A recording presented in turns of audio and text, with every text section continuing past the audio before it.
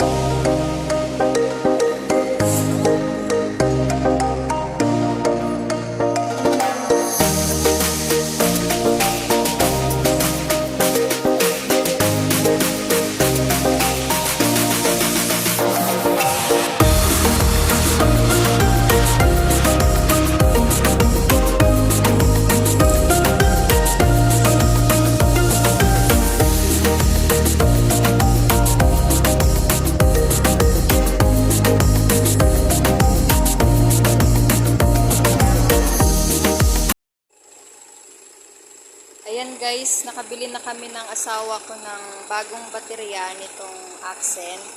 Yan, Dyna Power guys, yung binili ng asawa ko. 4.8 yung presyo niya, pero dahil suki kami dun sa binibila namin, binigay na lang sa amin ng 4.5.